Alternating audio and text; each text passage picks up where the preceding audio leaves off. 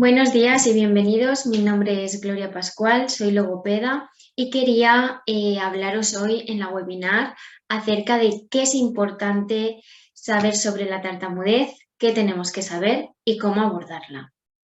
Os voy a compartir pantalla y empezamos. Un momento. Vale, ya lo tenemos. Aquí os expongo el índice en el que vamos a tratar aspectos como qué es la tartamudez, cuál es su causa, manifestaciones que se producen en la tartamudez, tipos de comportamientos, diferencias entre disfluencias normales y disfluencias atípicas, señales de alarma, cuándo realizar una consulta a un especialista, cómo podemos ayudar a nuestro hijo o hija si presenta dificultades, la evaluación, la intervención tanto en niños preescolares como en niños escolares y finalmente terminaremos con los mitos sobre la tartamudez. Pues empezamos. ¿Qué es la tartamudez? La tartamudez es un trastorno del ritmo de la fluidez del habla y de la comunicación, en la que la expresión verbal se ve interrumpida de manera involuntaria por una serie de alteraciones, como son los bloqueos o pausas, repeticiones o prolongaciones de sonidos, sílabas o palabras. Y estas suelen ir acompañadas generalmente de coordinación fonorrespiratoria excesiva, tensión muscular, también puede aparecer ansiedad y temor ante situaciones comunicativas. Por lo que el impacto en la calidad de vida de las personas que padecen tartamudez es muy alto y afecta a nivel emocional, social, académico y laboral. ¿Cuál es su causa? A día de hoy no hay una causa establecida, sino que es desconocida. Pero si bien se sabe que hay una implicación de diferentes factores, como son los genéticos, ambientales, biológicos o fisiológicos.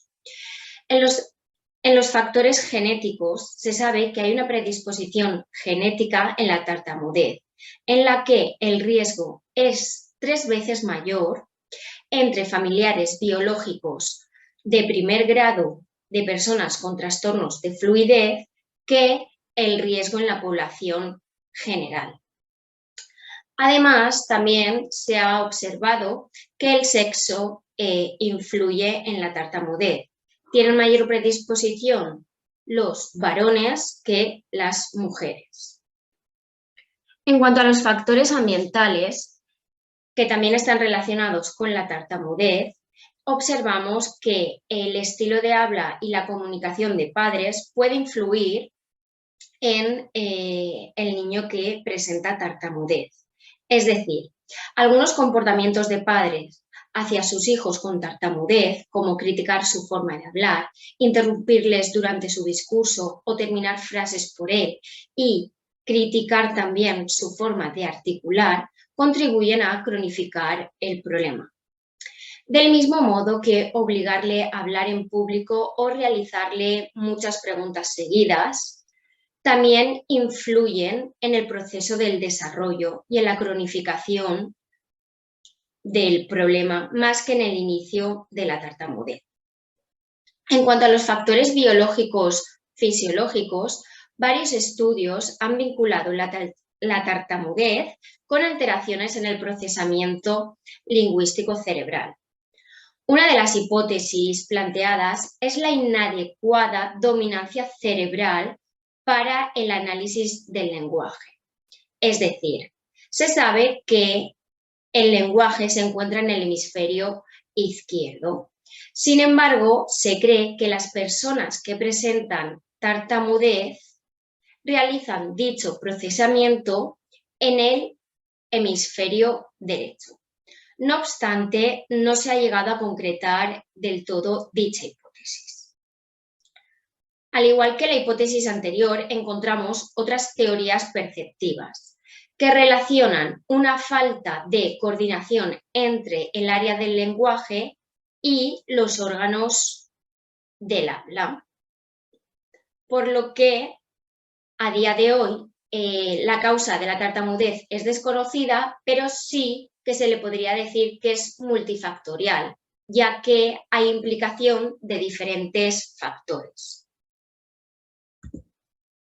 En cuanto a las manifestaciones que la tartamudez produce, son de tres tipos. Tenemos las lingüísticas, en las que hay uso de muletillas verbales, abuso de sinónimos, así como alteraciones sintácticas y frases incompletas.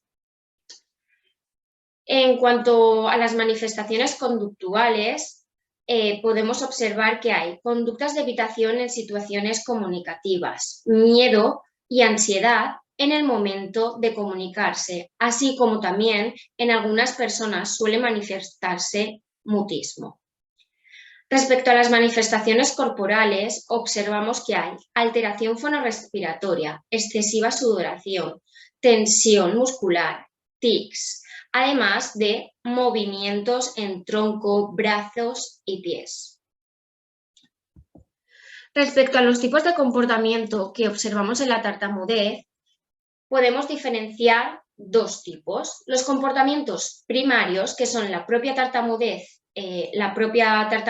en sí, en la que se producen las disfluencias que son ocasionadas por esas interrupciones involuntarias en el discurso y que se consideran la parte principal del trastorno. Destacamos tres tipos de comportamientos, que son las repeticiones, en las que se producen en sonidos, sílabas, palabras, durante varias veces, las prolongaciones, que se caracterizan por alargar el sonido en el tiempo, y los bloqueos, en los que se produce un atasco y no sale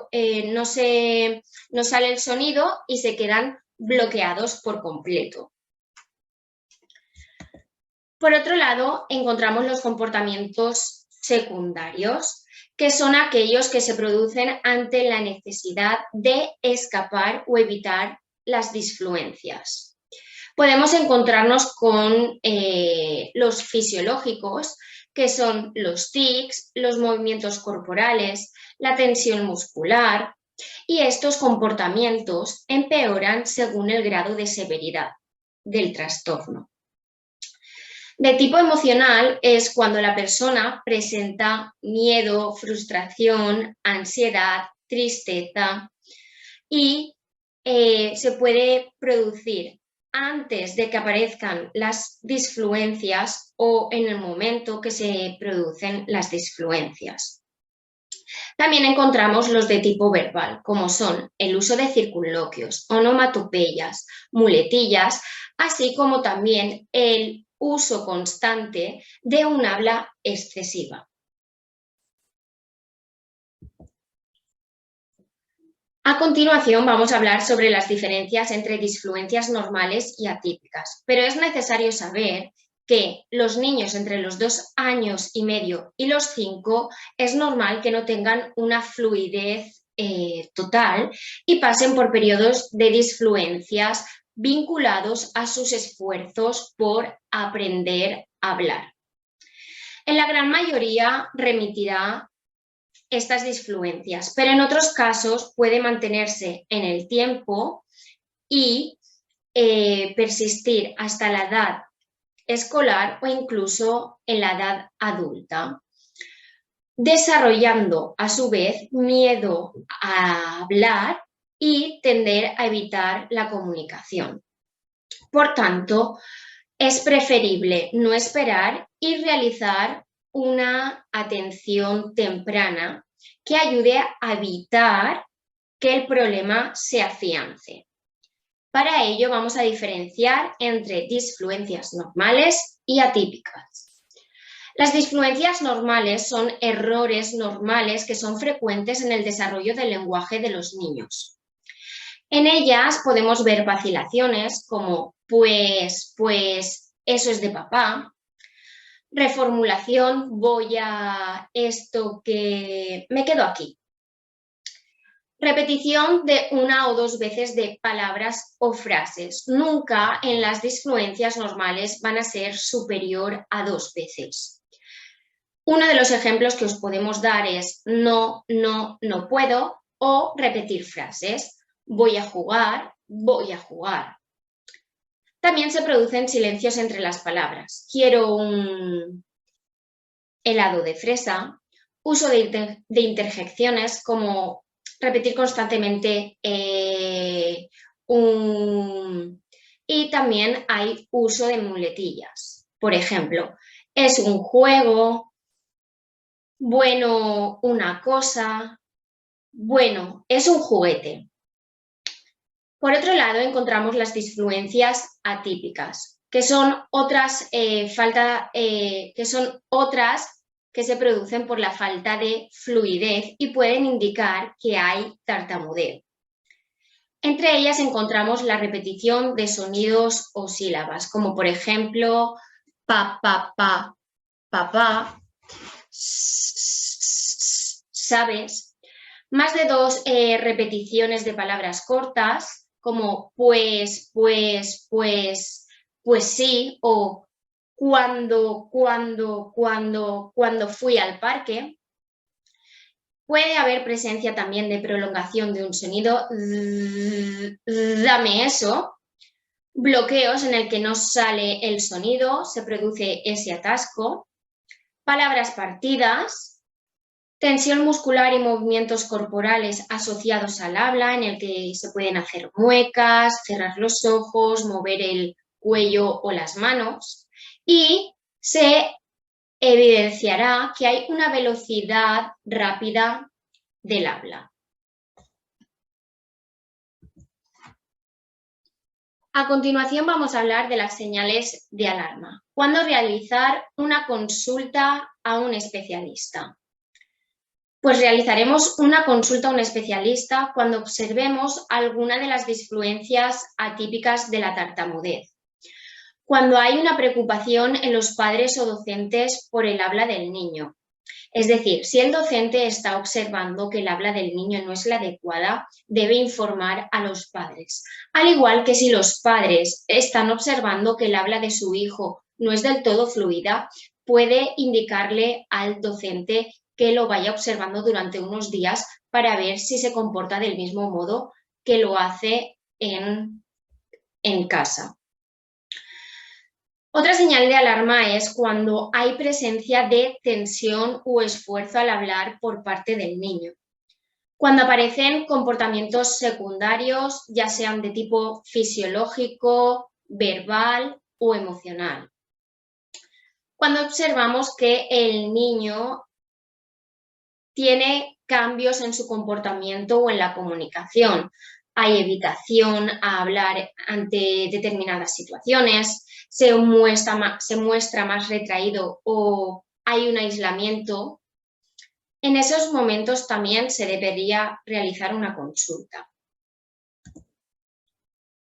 Si lleva 3 meses o más con disfluencias, es una señal bastante característica y, por tanto, también se debería realizar una consulta. Si hay burlas por su forma de hablar, es decir, si vosotros presenciáis que se producen burlas por la manera en la que habla el niño o si el niño expresa que se están burlando de él por su forma de hablar, también sería necesario tenerlo en cuenta.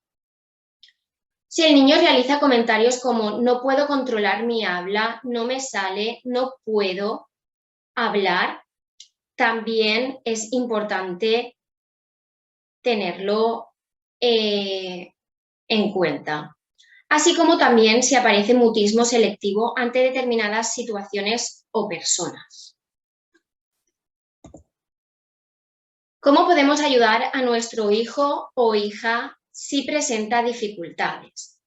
En primer lugar, es necesario aceptar la forma en la que habla. Es necesario no hacer comentarios acerca de la disfluencia y tampoco indicarle que no se ponga nervioso o que hable despacio, pues este tipo de comentarios no son positivos para el niño y tampoco ayudan a que desaparezcan las disfluencias. No considerar las disfluencias como un aspecto negativo. Es decir, si los padres piensan que la tartamudez es algo negativo y se muestran constantemente preocupados de manera excesiva por la forma de hablar del niño, este interpretará que su expresión no es correcta y puede provocar una mayor tensión en él.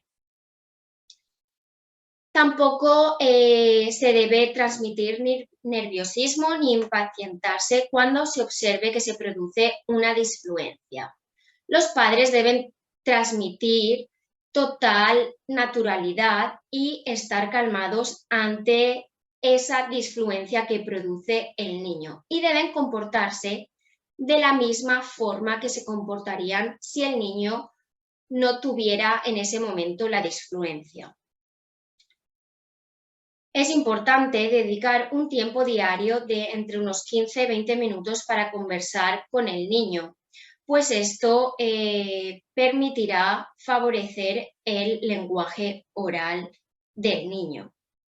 Al igual que se debe hacer un uso del lenguaje sencillo, utilizar frases sencillas y de una en una, al igual que utilizar preguntas de una en una, lo que le resultará más fácil al niño para seguir la conversación y poder responder como tal. Durante la conversación se deben mantener los turnos de palabra, esperar a que el niño termine lo que tenga que decir y no finalizar por él. El modelo que deben transmitir los padres es un modelo de habla lenta. Es importante reducir la velocidad al hablar, ya que esto le ayudará a mejorar su fluidez y los niños tienden a imitar lo que hacen los adultos. Además, los padres deben mirar a los ojos de manera natural y relajada, aunque se produzca un atasco o un bloqueo. Es importante leer cuentos de manera conjunta, esto le puede ayudar también a mejorar su fluidez. Y ante una situación de atasco o bloqueo en público, no insistirle en que lo diga, sino se le puede pedir que nos lo diga si quiere en el oído, para que esa tensión, esa ansiedad y ese momento de estrés para el niño se reduzca. En cuanto a la evaluación, tenemos que tener en cuenta que hay que hacer una evaluación de manera continuada y en distintos contextos, tanto en el contexto natural como en el contexto de la consulta. En primer lugar, se llevará a cabo una entrevista y una anamnesis en la que se preguntarán cosas como cuándo se produjo el inicio del problema, si el inicio se produjo de manera brusca o de manera paulatina, qué tipos de antecedentes, tanto antecedentes familiares, si han habido problemas lingüísticos de otro tipo, como también si han habido o se han llevado a cabo otros tratamientos para mejorar la fluidez. También se tiene que tener en cuenta el tipo de comportamientos, por lo que se valorará si se han producido comportamientos primarios y secundarios. Y se realizará un análisis de muestra de habla, en el que se cogerán unas 300 palabras y se cogerán a partir de grabaciones, tanto en audio como en vídeo, de cómo se comunica el niño, en este caso, por ejemplo, el niño en el contexto familiar, cuando se producen las disfluencias, o también se podrán recoger información, se podrá recoger información en vídeos o grabaciones de audio en el contexto de consulta. Todo esto junto con el análisis de lo visto anteriormente y la recogida de información de cuestionarios ayudan a realizar un diagnóstico clínico diferencial y, en caso de ser necesario, se podrá llevar a cabo la intervención. Ahora vamos a ver los tipos de intervención que se producen en niños. Tenemos intervención en niños preescolares y en niños escolares. La intervención en niños preescolares parte de dos cuestiones. Puede ser el asesoramiento único a padres o bien una combinación de asesoramiento a padres, intervención directa con el niño, más recomendaciones a docentes. ¿Cómo lo vamos a llevar a cabo esto? Vale. En el caso de que las disfluencias estén en sus primeras fases, sean esporádicas y de escasa intensidad, y en la evaluación no haya signos de alarma, se realizará un asesoramiento a padres. En el caso de que en la evaluación hayan signos de alarma, como repeticiones, bloqueos, prolongaciones de sonidos o sílabas, se demuestre que hay excesiva tensión muscular, que los familiares están excesivamente preocupados, se llevará a cabo una intervención de este conjunto que os he dicho previamente. ¿Qué hacemos en el asesoramiento a padres? Pues facilitamos toda la información acerca de la tartamudez.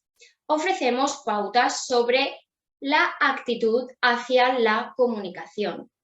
Facilitamos a los padres que se expresen acerca de sus dudas o preocupaciones en relación con la tartamudez y establecemos trabajo para que realicen en casa. Ofrecemos una estructura en la que puedan practicar las conductas que quieren modificar y llevar a cabo los ejercicios programados con el niño. También pueden hacer registros de conducta de aquellos momentos en el que el niño habla más fluido o menos fluido. En cuanto a la intervención indirecta con el niño, no se trata directamente de las dificultades en el habla, en la fluidez del habla, sino que se ofrece un modelo de habla fácil en el que la velocidad del habla es lenta, suave y alargada. También se realizan sesiones de juego. Estos juegos se realizarán en periodos cortos de tiempo y permitirán favorecer la expresión espontánea del niño. Al igual que también se realizarán actividades lingüísticas con distintas técnicas de modelamiento, como por ejemplo utilizar el habla fácil, el cuchicheo, un habla rítmica o un habla en eco. Para ello se pueden utilizar imágenes de personajes de películas, se pueden utilizar marionetas o muñecos y de este modo realizar el ejercicio. Así favorecemos que el niño reproduzca los diferentes modelos y se facilite su fluidez. En cuanto a las recomendaciones a docentes, es importante decirles que deben escuchar al niño con calma, hablar lentamente, haciendo pausas y utilizando un lenguaje sencillo. No acabar las frases por ellos o las palabras e incluso no interrumpirlos. También es necesario que observen el modo de habla del niño y que si observan algún aspecto preocupante puedan y deben comunicarlo a los padres. Así como también facilitar la participación del niño en grupos reducidos. En cuanto a la intervención en niños escolares, se llevará a cabo también un asesoramiento a padres, se realizará una intervención directa con el niño y se ofrecerán orientaciones a docentes. El asesoramiento a padres será como anteriormente os he hablado. Habrá sesiones de orientaciones, registros de conducta, modificación de actitudes y conductas y también se deberá organizar el ambiente en casa. En cuanto a la intervención directa con el niño, se tendrán en cuenta las características del niño, la edad y su grado de maduración. En la intervención directa se trabaja sobre las disfluencias y se hará un aprendizaje del control del habla en el que el niño debe conocer y ver cómo es su proceso del habla. También se le enseñará qué relación hay entre la fluidez, el flujo del aire, la voz y la articulación. Se llevarán a cabo ejercicios de reducción de velocidad del habla rítmica a través del uso de textos, lectura simultánea y lectura en eco.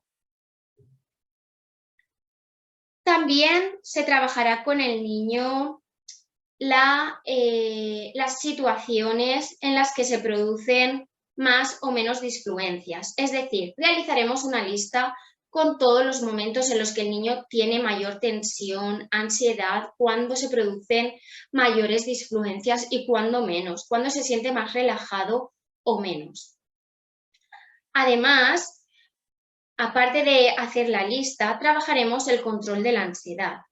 ¿Cómo? Pues dándole una serie de técnicas de relajación, pero siempre teniendo en cuenta la edad y el grado de madurez del niño. Así como también se trabajarán las habilidades sociales. En cuanto a las orientaciones a docentes, son un poco como las anteriores, pero como bien he dicho, va a depender de la edad del niño y de la maduración de este para saber qué orientaciones podemos darle a los docentes. Las más generalizadas son que los docentes deben tener en cuenta una actitud adecuada frente al tartamudeo. El profesor debe hablar lento, dar tiempo que el niño responda o pregunte. Se le debe explicar al profesor los diferentes sistemas de control del habla que pueden utilizar para que se produzcan menos disfluencias. Graduar la intervención del niño en las actividades, pero esto no significa dejar de lado al niño, sino que también tiene que tener en cuenta que debe participar el niño con disfluencias. Y si el niño está siendo objeto de burlas por sus dificultades, es positivo hablar con él e investigar qué sucede. Finalmente vamos con los mitos sobre la tartamudez. Uno de los mitos que podemos encontrar es que la tartamudez es una enfermedad y esto no es real. La tartamudez, como hemos dicho, es un trastorno de la fluidez del habla que se caracteriza por repetición o prolongación de sonidos, sílabas y otras alteraciones como pueden ser bloqueos, silencios e inhibición. Otro mito con el que nos podemos encontrar es que se dice que todos los casos de tartamudez siguen un mismo patrón y esto no es cierto. Porque la tartamudez no es constante y no todas las personas que tartamudean siguen el mismo patrón, pues se sabe que dos personas que padecen el mismo trastorno no tienen por qué tener los mismos comportamientos. Otro mito que podemos encontrar es que para diagnosticar la tartamudez se debe esperar a los 6 años. Y esto es un grave error. La tartamudez se puede diagnosticar tempranamente. Cuanto antes se intervenga, mejor será el pronóstico. Además, también podemos encontrar mitos como que las personas que tartamudean no son inteligentes. Y la realidad es que no hay una relación directa entre la tartamudez con la inteligencia, por lo que las personas que tartamudean son igual de inteligentes que aquellas que tienen una fluidez completamente normal. También se ha dicho que las personas que tartamudean lo hacen para llamar la atención. Y se sabe que la tartamudez es involuntaria, es muy incómoda para las personas que la padecen y por tanto no es agradable mantenerla para llamar la atención de los demás. Y con esto hemos terminado la webinar. Espero que os haya gustado y muchas gracias por vuestra atención.